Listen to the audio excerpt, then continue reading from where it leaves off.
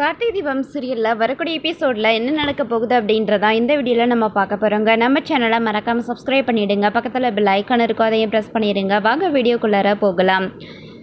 நம்ம நாச்சியார் பார்த்தீங்கன்னா ஐஸ்வர்யா கர்ப்பமாக இருக்காளா இல்லையா, அவங்களுடைய ஆட்டிடியூடில் பார்த்திங்கன்னா சந்தேகமாக இருக்குது அப்படின்னு சொல்லிட்டு நம்ம நாச்சியார் பார்த்திங்கன்னா ஐஸ்வர்யாவை ஹாஸ்பிட்டலுக்கு கூட்டிகிட்டு போகணும் அப்படின்னு சொல்லி ஹாஸ்பிட்டலுக்கு ஐஸ்வர்யாவை கூட்டிகிட்டு போகிறாங்க. இவ்வளோ நாளாச்சு நீ கர்ப்பமாகி, ஆனால் உன்னோட அப்பா அம்மாவும் இப்போ உன் கூட இல்லை, அதனால் நான் தானே உன்னை பார்த்துக்கணும், செக்கப்புக்கு இனிமேல் நான் தான் உன்னை கூட்டிகிட்டு போகணும், அருணும் ஒர்க் விஷயத்தில் பிஸியாக இருக்கான், அதனால் நான் தான் இனி உன்னை செக்கப்புக்கு கூட்டிகிட்டு போகணும். ஸோ யாரும் இல்லை அப்படின்னு சொல்லி நீ ஒன்றும் கவலைப்பட தேவையில்லை, நான் இனிமேல் உன்னை ரெகுலராக கூட்டிகிட்டு போகிறேன். நான் இருந்த உடம்பு கண்டிஷனில் நான் பண்ண அந்த முட்டாள்தனத்தால் உன்னை பார்த்துக்க முடியாமல் போயிருச்சு.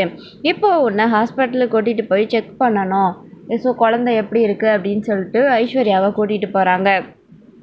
ஐஸ்வர்யா மேலே பாசம் இருக்க மாதிரி நம்ம நாச்சியார் கூட்டிகிட்டு போகிறாங்க. கூட்டிகிட்டு போயிட்டு டாக்டர்கிட்ட அப்பாயின்மெண்ட்லாம் வாங்குறாங்க, செக் பண்ணுறாங்க. அதுக்கப்புறம் டாக்டர் ஐஸ்வர்யாவை ஒரு ஸ்ட்ரெச்சரில் படுக்க வச்சு அவங்கள செக் பண்ணுறாங்க. குழந்தையோடைய மூமெண்ட்ஸ் எல்லாம் எப்படி இருக்குது, அவங்க மூமெண்ட் எப்படி இருக்குது, நல்லா இருக்கா, ஹார்ட் பீட்லாம் நல்லா இருக்கா அப்படின்னு சொல்லிட்டு பார்க்குறாங்க.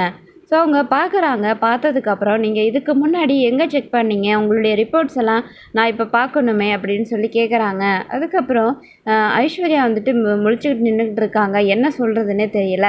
ஆனாலும் அவங்களுடைய வயிற்றில் எந்த ஒரு மூமெண்ட்டுமே பார்த்திங்கன்னா தெரியல அவங்களுக்கு. அதனால் இவங்க ப்ரெக்னன்சி இல்லை அப்படின்னு சொல்லிட்டு டாக்டருக்கு தெரிய வருது.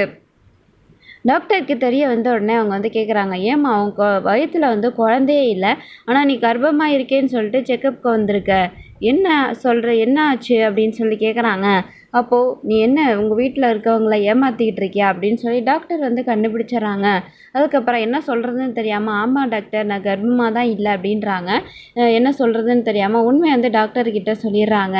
அதுக்கப்புறம் நாச்சியாரை கூப்பிட்டு பார்த்தீங்கன்னா, உங்கள் மருமக கர்ப்பமாகவே இல்லை, ஆனால் உங்ககிட்ட நடிச்சிட்டு இருக்காங்க போல இருக்கு உங்கள் மருமக, ஆனால் ஏன் இப்படி பண்ணுறாங்கன்னு தெரியல, என்ன பிரச்சனைன்னு சொல்லி நீங்கள் வீட்டில் போய் பேசிக்கோங்க அப்படின்னு சொன்ன உடனே நம்ம நாச்சியாருக்கு பயங்கர அதிர்ச்சி ஆகிறது. உடனே அருணுக்கு கால் பண்ணி சொல்லிடுறாங்க. அருணும் ஹாஸ்பிட்டலுக்கு வராங்க.